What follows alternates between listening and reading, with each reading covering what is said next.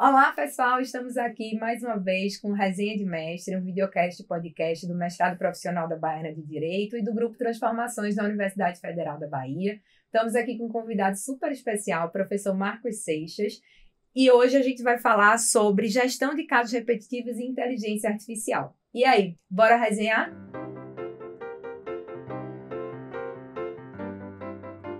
Gente, Marcos Seixas é doutor pela Universidade Federal da Bahia, sócio do escritório de advocacia PPF Advocacia, e ele topou conversar com a gente aqui sobre o tema que ele vai tratar no mestrado profissional da Baiana, que é gestão de casos repetitivos e inteligência artificial.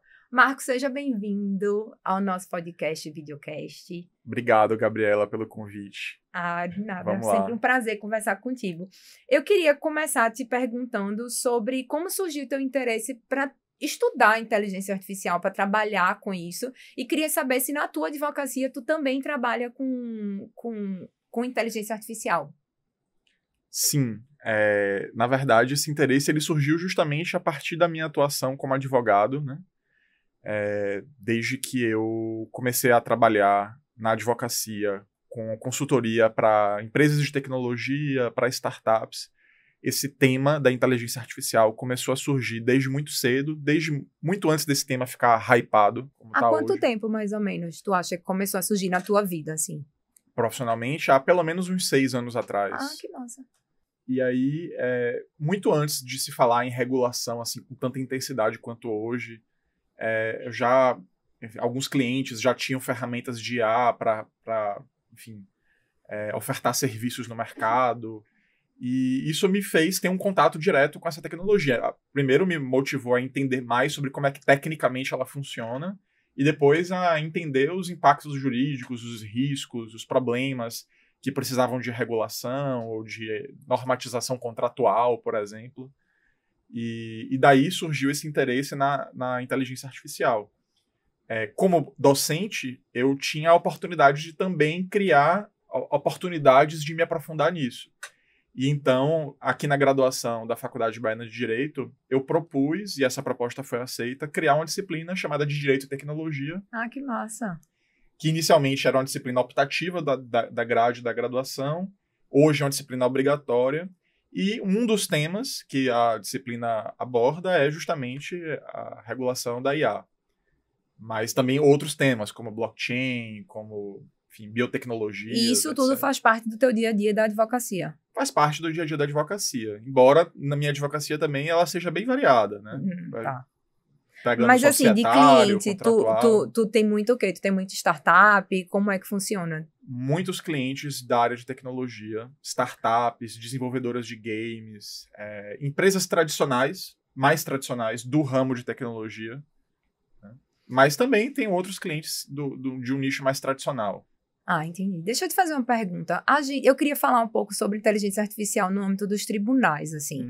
A gente tem a gente tinha, na verdade, uma descentralização, e aí o CNJ veio com a resolução, acho que é a resolução 332, né, de 2020, para justamente falar um pouco da inteligência artificial no âmbito dos tribunais. Eu queria que se tu pudesse falar um pouco da importância dessa resolução e o que foi que ela trouxe de relevante para essa regulamentação.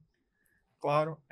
Essa resolução foi a primeira iniciativa regulatória do CNJ para tentar criar uma ordem, digamos assim, no caos das iniciativas individuais de cada um dos tribunais brasileiros no uso de IA nas suas atividades. Então, havia vários estudos levantaram que os tribunais estavam implementando ferramentas de IA para finalidades variadas, desde, por exemplo, meramente agrupamento de processos por matéria, ou elaboração de resumos de atas de audiências automáticos, transcrição de atas de audiência, ou até mesmo sugestionamento de decisão judicial para o magistrado.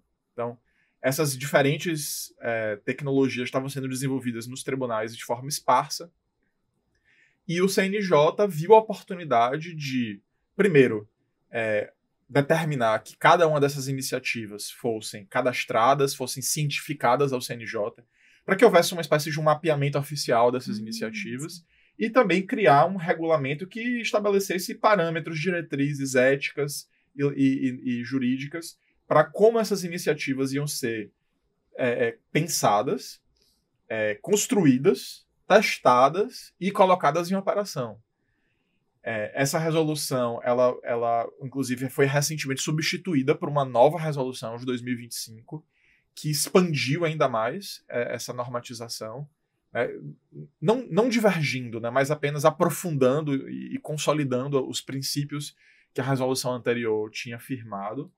E, de um modo geral, a gente pode dizer que hoje é a melhor regulação de IA que existe hoje no Brasil, porque nós não temos uma lei geral ainda, e o CNJ foi o protagonista de uma criação de um regulamento próprio sobre IA para o Poder Judiciário, que é o regulamento mais substancial sobre IA que a gente tem no Brasil hoje. E como é que tu acha que essa resolução, a mais recente, e também acho que a primeira, porque foi a que deu início a tudo, né, de regulação, impacta na gestão de casos repetitivos? Tu acha que tem algum impacto relevante? Acho que sim. Eu imagino que os tribunais eles tenham detectado o tema, a temática, né, dos casos repetitivos como sendo um dos principais motivadores para o desenvolvimento dessas soluções de IA. Então, a ideia é que a IA seja uma fomentadora da maior eficiência do judiciário na gestão desses casos, agrupando esses casos, identificando precedentes que possam ser utilizados para resolver esses casos, enfim, apoiando os magistrados em julgar vários casos simultaneamente, entre outras possibilidades. Então, é importante que essas resoluções, tanto a anterior quanto a nova, permitam a esse ecossistema dos tribunais pensar em soluções seguras para lidar com esse problema. Porque, afinal de contas, o uso de IA não é imune a riscos, né? E por isso a preocupação que essas resoluções têm em estabelecer uma governança para a criação e utilização dessas IAs. A gente, falando sobre essa governança, a gente pode falar que dentro dessa governança está a questão da transparência do uso da inteligência artificial? Certamente, né? A transparência é muito importante, até para que o cidadão, o jurisdicionado, ele tenha a oportunidade de especular se a razão pela qual a decisão não lhe foi favorável, por exemplo, né, é um mau funcionamento do algoritmo da IA, né? Hoje, por exemplo, a Lei Geral de Proteção de Dados, ela já prevê um direito do cidadão brasileiro, né, de pedir a revisão das decisões que são tomadas com tratamento automatizado de seus dados pessoais. E eu imagino que num processo judicial em que o seu caso, né, ele é analisado por uma IA e é apresentada ao magistrado uma solução, né, sugerida, ainda que o magistrado a aprove, né, eu imagino que esse direito de revisão ele poderia ser invocado pelo titular, já que houve ali uma prototipação de uma decisão para o magistrado aprovar, portanto, tratando os seus dados pessoais. Então, é importante que essa transparência seja garantida e o titular, o cidadão jurisdicionado, sempre saiba que o seu caso foi julgado usando a IA. Mas acho que vai mais além do que meramente a transparência, né? É importante, por exemplo, que os tribunais eles tentem prevenir situações em que o uso da IA resulte em decisões injustas. Ou pior, em decisões discriminatórias, porque é um risco de usar a IA. Faz parte do modo de funcionamento, da arquitetura da inteligência artificial, que ela precisa ser treinada com dados, e esses dados podem estar enviesados, e eventualmente Sim. isso repercutir em um resultado discriminatório, ainda que essa não seja a intenção dos programadores. Isso é algo que aconteceu, por exemplo, no sistema criminal nos Estados Unidos. Com um algoritmo chamado Compass, que era utilizado para ajudar os magistrados a quantificarem as penas e definir os regimes de cumprimento de pena dos condenados. E mesmo não tendo sido essa a intenção de quem criou esse programa, ele gerava resultados discriminatórios, penas mais graves e regimes de cumprimento de pena piores para afro-americanos e latinos. Né? Isso se deveu depois de uma grande auditoria se descobriu, isso se deveu o enviesamento dos dados usados para treinar o algoritmo. Então, isso é um tipo de preocupação que a governança também precisa ter. E aí, o que é que as resoluções propõem para ajudar a evitar esse problema? Diversidade das equipes que vão conceber, treinar, testar e colocar em prática o algoritmo. E quais são? Somente o uso da inteligência artificial é o que compõe a transparência? Ou, por exemplo, qual algoritmo, enfim, quais são os dados que têm que ser informados às partes nos processos para que você entende, né? Que seja suficiente para que aquela transparência seja cumprida. Eu acho que o ideal seria que existisse um banco de dados público, até mantido pelo CNJ mesmo, em que cada tribunal pudesse indicar quais são as ferramentas de IA que está utilizando. As resoluções do CNJ estabeleceram a necessidade, né, de concentrar no Synapses, que é aquele mega sistema de processo eletrônico que foi construído em torno do PJE, né? A ideia do CNJ inicialmente era que todos os sistemas de IA fossem cadastrados e embutidos no Synapses, e cada tribunal pudesse selecionar as ferramentas de IA que estão disponíveis ali no Synapses para integrar no seu PJE, né? Conforme cada tribunal quisesse autonomamente definir isso. Então, acho que a ideia seria que o Synapses ou algum outro ambiente fosse um repositório de todas as soluções de IA que existem, homologadas pelo CNJ, e os tribunais eles indicassem quais estão em uso dentro da sua tecnologia. Então, na verdade, para você tem que indicar, para ser transparente, que está usando e qual a ferramenta que se usa, para as partes do processo saberem até como podem recorrer. Sua finalidade, qual é o seu funcionamento. Não sei, no limite, acho que não precisaria você revelar o código, mas pelo menos dizer quais são os principais atributos técnicos daquela ferramenta. Entendi. E falando um pouco sobre inteligência artificial, assim, no âmbito acadêmico, a gente começou a ver que algumas revistas, até a Civil Procedure Review, começou a colocar, as revistas começaram a colocar nas regras de submissão o uso que você tem que declarar o uso da inteligência artificial e como você fez essa utilização. O que é que tu pensa disso? Tu acha que dá para ter uma forma boa de utilização de inteligência artificial para textos acadêmicos? Eu inclusive, fiz parte desse trabalho, né? Como eu sou um dos editores da CPR... A pergunta não foi à toa, né? Eu fui um dos colaboradores, né, que pensou nessas orientações, nessas regras que foram estipuladas pela revista para o uso da IA por aqueles que submetem a revista. Eu entendo que a melhor opção que nós tínhamos era, de fato, permitir o uso, mas exigir a revelação do uso e a extensão do uso por aquele que submete para o periódico. Proibir o uso seria algo, a meu ver, até inócuo, né? Como nós poderíamos controlar isso? Seria muito difícil. Acho que a melhor opção é presumir a honestidade acadêmica de quem propõe um artigo, a submissão da revista, apenas solicitando que aquele que submete revele a extensão do uso dessa IA na construção do seu artigo. Isso até toca um pouco naquela discussão sobre se existe autoria, no sentido de propriedade intelectual mesmo, de direitos autorais. Se existe autoria quando se utiliza a inteligência artificial para construir para escrever um texto ou para produzir uma imagem, por exemplo. Essa é uma discussão muito rica, muito atual.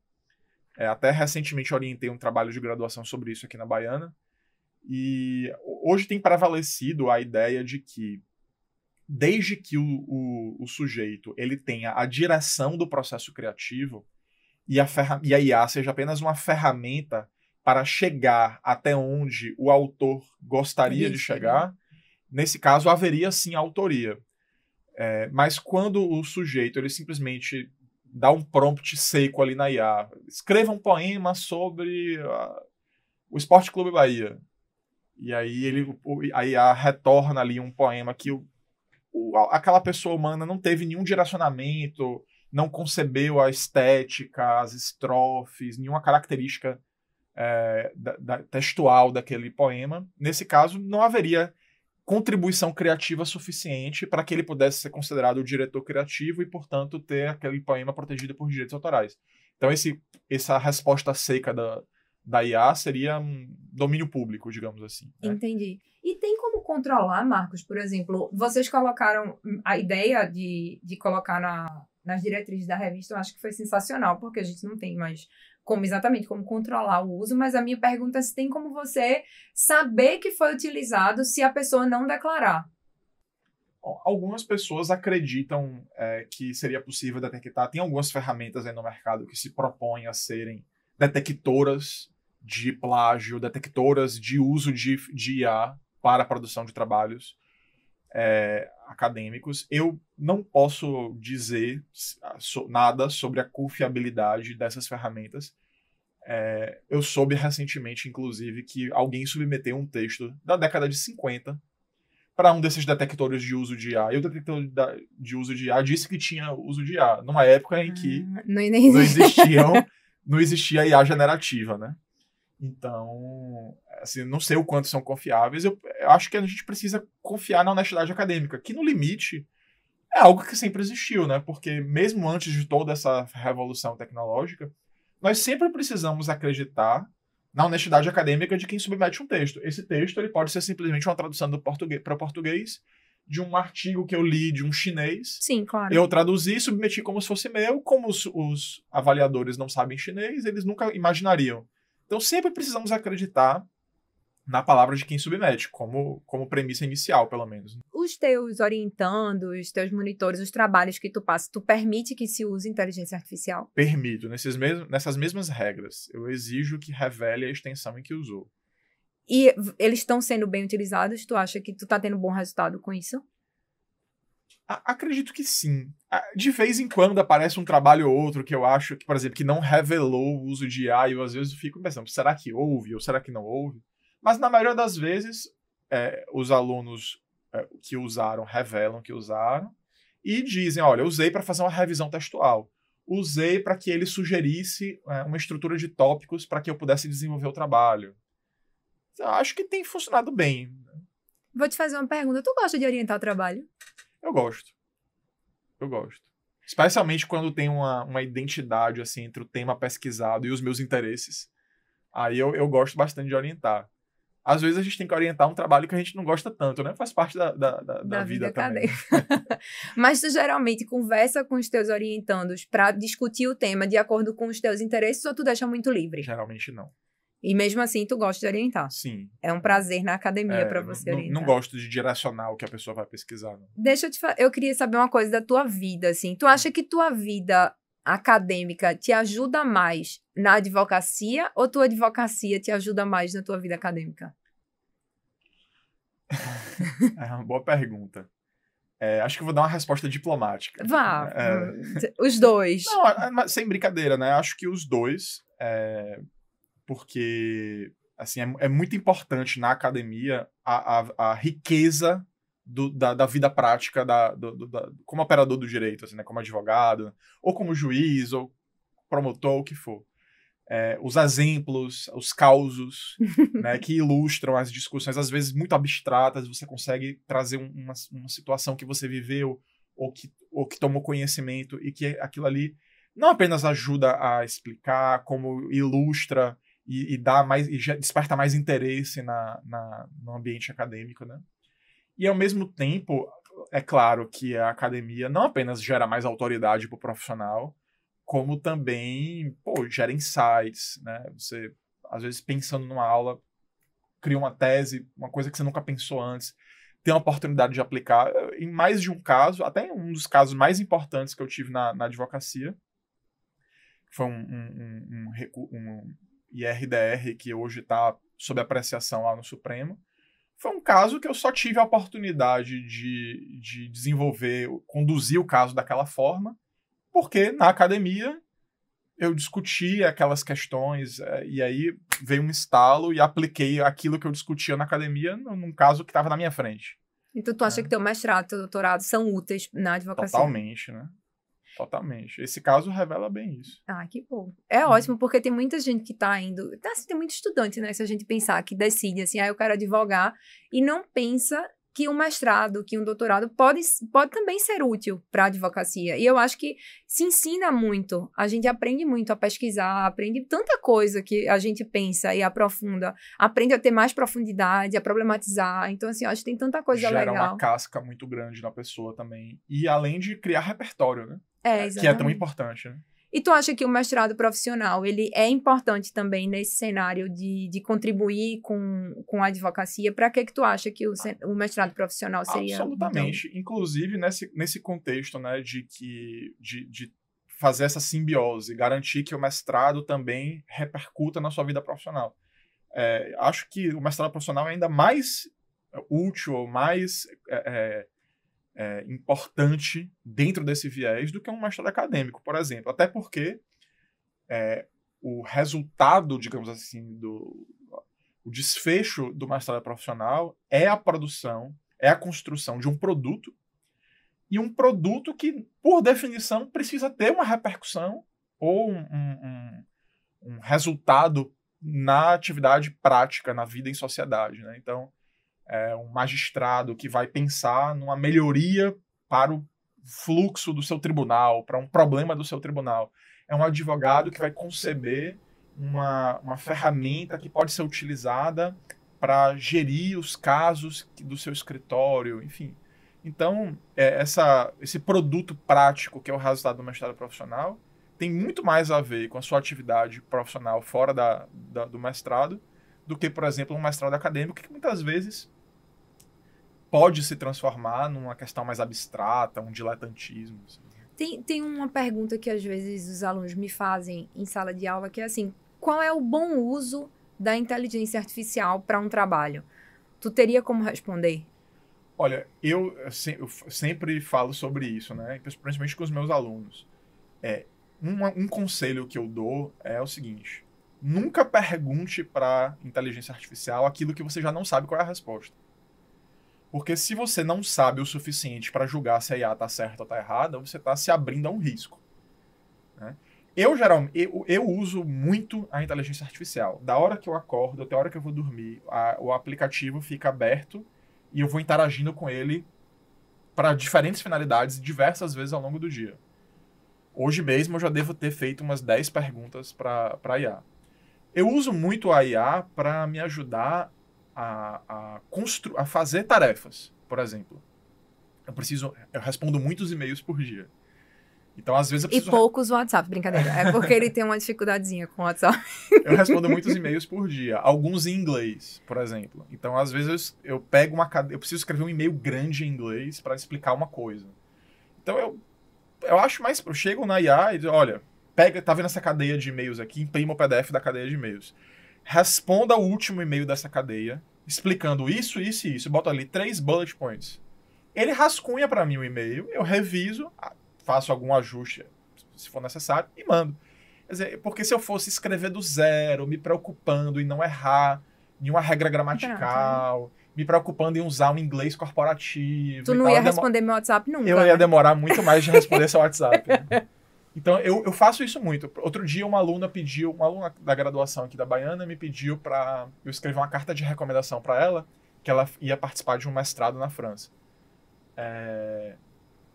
Eu usei o ChatGPT para me propor um rascunho de uma carta de recomendação, com base nas diretrizes que eu defini, e depois eu fui trabalhando, ajustei e mandei. Então, eu uso muito isso para me ajudar com tarefas, poupar tempo em tarefas, mas não para perguntar algo que eu não sei. Eu uso muito também para ele me sugerir algumas possibilidades. Então, por exemplo, eu estou pensando em como como formatar um acordo de sócios para essa empresa com base nessas premissas. Me dê algumas sugestões. E aí ele me dá algumas sugestões, e aí eu vou, a partir daí, ir trabalhando até eu chegar numa solução que eu fique confortável. Mas não é perguntar o que eu não sei, sabe? Exato. Eu, na verdade, quando eles me perguntam, eu sempre respondia, e agora vou responder com mais propriedade, depois da nossa conversa, que o ideal é você usar quando você consegue revisar. Isso. Quando você consegue avaliar a resposta que lhe foi dada. Porque o fato é que a inteligência artificial erra. Então, a gente tem que saber o conteúdo da resposta que viria, é claro, não integralmente, para poder utilizar a ferramenta, que é muito difícil de ser utilizada. Então, assim, uma outra coisa que eu queria te perguntar. Tu pretende dar algum curso em algum momento sobre como utilizar de uma forma boa no dia a dia, em trabalho acadêmico? Tu tem algum projeto nesse sentido? Não, nunca pensei nisso, mas vou até pensar agora. Não, eu acho, porque se você... É porque, assim, tu tá me dizendo que tu usa muito. E tem muita gente, tem muita dificuldade, até de formular as perguntas, porque eu acho que, às vezes, a grande dificuldade é como perguntar para a inteligência artificial. Então, eu penso que você é uma pessoa que teria muita propriedade para fazer um curso, para ensinar como eles poderiam utilizar em trabalhos acadêmicos, quais são as melhores formas. Por exemplo, você falou que alguns alunos utilizam para revisão. Como é que você faz esse pedido de revisão de uma forma bem feita, bem... Sim. Eu acho que seria uma boa. Teremos Legal. curso? Vamos pensar. Vamos pensar. Até mais, pessoal. Obrigada. E lembrem de curtir, de comentar, de compartilhar esse episódio com todo mundo.